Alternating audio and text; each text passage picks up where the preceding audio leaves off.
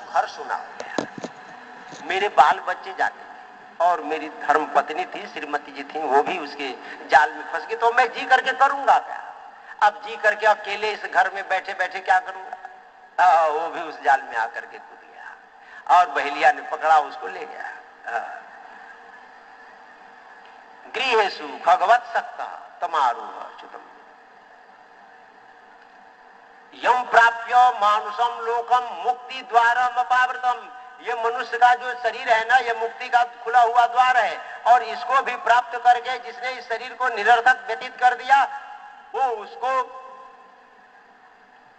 आरूढ़ च्युत कहते हैं। पहुंच गया है अंतिम सिद्धि पर। ये मनुष्य का जो शरीर है अंतिम सिद्धि है, मोक्ष मार्ग में प्रवेश करने का ये अंतिम सिद्धि। और यहां से यदि नीचे गिर गए तो पता नहीं 84 लाख योनियों में कब तक भटकते रहेंगे, कोई पता नहीं। मैंने ये शिक्षा ली। कपूत अजगर से मैंने ये शिक्षा ली कि जो कुछ प्रारब्धानुसार मिल जाए उसी से जीवन जी ले। सिंधु से गंभीरता का उपदेश लिया। पतंग से रूपाशक्ति नहीं रखनी चाहिए शिक्षा लिया। मधुकृत्य मधु निकालने वाला, भौरा से ये शिक्षा लिया कि संग्रह नहीं करना चाहिए। गज से क्या शिक्षा लिया? एक हाथी था, वो वन में हाथी फंसाने वाले गड्ढा खोद देते हैं, उसके ऊपर एक हाथनी बना करके रख देते हैं और वो जाता है स्पर्श के लिए और उसमें गिर पड़ता है। तो मैंने ये शिक्षा लिया, पदापि जुवतिम भिक्षुर न अस्पृशे दारवीमपि अस्पृशन करीब बध्येत करिन्या अंग संगता। सन्यासी को काष्ठ के स्त्री को भी अपने पांव से भी नहीं छूना चाहिए। नहीं, जैसे हथनी के संग से हाथी बंध जाता है, उसी प्रकार वो सन्यासी को भी बंधना पड़ेगा। कुमारी सरकृत सर्पः उर्णा नाभि सुपेशकृत पिंगला पूर्वभगा। एक पिंगला से मैंने शिक्षा लिया। एक पिंगला वैश्या थी, पिंगला नामा वैश्यासित विदेहा नगरेपुरा। विदेह नगर में पिंगला नाम की वैश्या थी। एक दिन संध्या के समय खूब श्रृंगार वगैरह करके और मार्ग में खड़ी हो गई। हाँ, कोई जाए तो सोचे कि अब मेरे पास में आएगा, लेकिन कोई ना आए। अरे कोई ना कोई आने वाला है, लेकिन कोई ना आए। ऐसे करते करते करते पूरी रात में व्यतीत हो गई, कोई नहीं आया। अरे आएगा तो कोई धन देगा, लेकिन कोई नहीं आया। नहीं आया तो विचार करने लगी कि पूरी रात्रि निकल गई। यदस्तवीर निर्मित वंश वंश सुणम तुचारो मनखै पिनद्दम शरण नवद्वार मगारमेदत भिड़मुत्त पूर्णम मधुपैति कन्या। ये शरीर क्या चीज है? देखो, हाड़ है, मांस है, इसमें रक्त है, मलमूत्र भरा हुआ है, हड्डियों के ऊपर तंतुओं से बांध दिया गया है, खून आदि से लेपन कर दिया गया है, मांस आदि से, चमड़ी से ढक दिया गया है, और 9 दरवाजे हैं, निरंतर इसे गंदगी बहती रहती है। अब मेरे अतिरिक्त और ऐसी कौन होगी जो इस गंदगी पूर्ण शरीर से इतना प्रेम करेगी? और कहा कि अब छोड़ो छोड़ो छोड़ो ये सब। आशा ही परमम दुखम नैराश्यम परमम सुखम यथा संचित्य कांतासम सुखम सुस्वाप पिंगला। अब उसने आशा का त्याग कर दिया। चलो चलो अब सोवो सोवो। जा करके आशा का त्याग की, तब निंदा आई। तो दत्तात्रेय जी कहते हैं कि आशा ही परमम दुखम, आशा ही संपूर्ण दुखों का मूल है। इसलिए आशा का परित्याग करके निराशा में घुस जाना चाहिए। आशा संपूर्ण दुखों की जननी है। एक कुमारी से शिक्षा लिया। क्या शिक्षा लिया? एक कुमारी थी, उसकी शादी होने वाली थी, सगाई वाले आए थे। सगाई वाले आए थे, हाँ आए थे। तो वो धान कूट रही थी, घर में चावल नहीं था, तो उसके हाथ में चूड़िया थी, वो बाजे। तो 1 निकाला, 2 निकाला, 3 निकाला, 4 निकाला, 2 चूड़ी रह गया। जब 2 चूड़ी रह गया तब भी बजे, तो एक और निकाल लिया, तब 1 रह गया।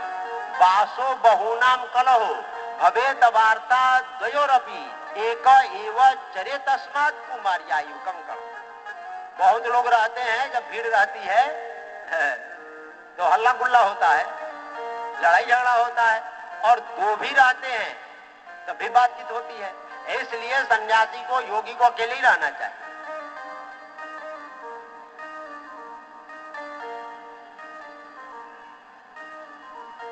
अकेले अकेले विचरण करे। ऐसे इस प्रकार मैंने 24 गुरुओं को बनाया और उसके बाद बड़ा प्यारा उपदेश दिया जो श्रीमद् भागवत का गुरुष्टि प्रकरण है, हंसाख्यान। एक बार सनकादिक ब्रह्मा जी के पास में गए और उन्होंने पूछा, गुणे स्वाभिषते चेतो गुणाश्चेत प्रभो कथम अन्योन्य संत्यागो मुमुक्षो रतितित्रसो। जो मुमुक्षु जन है, जो तितिक्षु जन है, गुण और चित इन दोनों को पृथक कैसे करें। गुण यानी विषय चित में है या चित में विषय है, हम ये जानना चाहते हैं। बहुत गुरुष्टि, विषय और चित्त का विषय बड़ा कठिन है, तो ब्रह्मा जी नहीं समझ पाए। नाभ्यपत्यत कर्म थी, नहीं समझे तो उन्होंने भगवान को पुकारा। तस्याहम हंस रूपेण सकाशम मगमम तदा। तो वहां पर भगवान नारायण हंस रूप से प्रकट हुए। बोली हंस भगवान की। तो सरकादिकों ने पूछा, प्रक्षु को भगवान आप कौन है? तो सनकादिकों को डांटा हंस भगवान ने। वस्तुनो यद्य नानात्म आत्मनः प्रश्न ईदृशा कथम घटेत वो विप्रा वक्तुर्वे वक्तुर वामेकया स्त्रियः। अरे तुम लोग मूर्ख हो, क्या पूछ रहे हो? आप कौन है? हाँ, यह पूछ रहे हैं कि आप कौन है? कहे कि ये बताओ, तुम्हारी आत्मा और मेरी आत्मा दो है क्या? नहीं, एक है। जब हमारी तुम्हारी आत्मा एक है, सारे संसार की आत्मा एक है, तो हम और तुम दो हैं क्या? नहीं, एक ही है। तो फिर यह प्रश्न कैसे पूछ रहे हो और मैं उत्तर कैसे दूं? एक दृष्टि और दूसरी दृष्टि, पंचात्मकेषु भूतेषु समानेषु च वस्तुतः को भवान इति वह प्रश्नो वाचारंभो येनार्थकः। अच्छा ये बताओ, जिन पंचभूतों से तुम बने हो, छित जल पावक गगन समीरा, पृथ्वी जल तेज वायु आकाश, जिस शरीर से आप निर्मित हैं उसी से हम निर्मित हैं, तो हम और तुम दो हुए क्या? नहीं, एक ही है। तो तुम्हारा प्रश्न ही गलत है।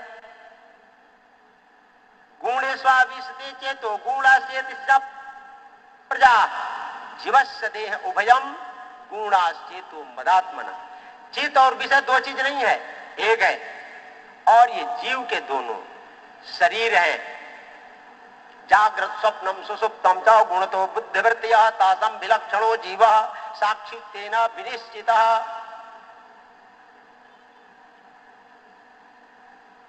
जागृत, स्वप्न और सुसुप्ति, ये तीन अवस्थाएं हैं, लेकिन अवस्थाएं तीन होते हुए भी इनका साक्षी एक है। जागृत को कौन देखा?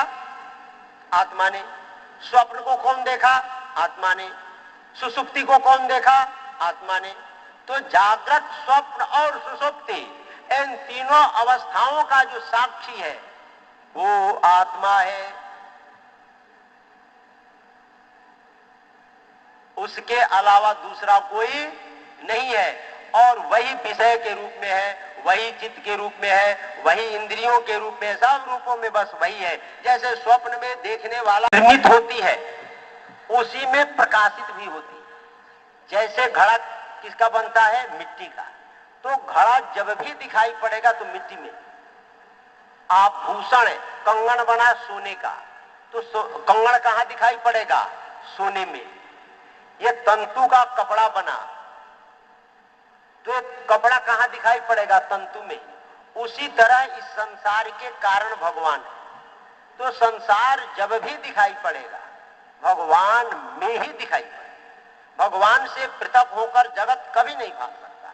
जैसे स्वप्न में हमने देखा स्वप्नगत पदार्थों को, तो देखने वाला कौन है? आत्मा। और जिसको देख रहा है वो भी आत्मा है, आत्मा से भिन्न नहीं है। और उसका जब अभाव होगा तब भी आत्मा में होगा। जैसे घड़ा मिट्टी से बना, मिट्टी में ही दिखा और मिट्टी में ही मिला,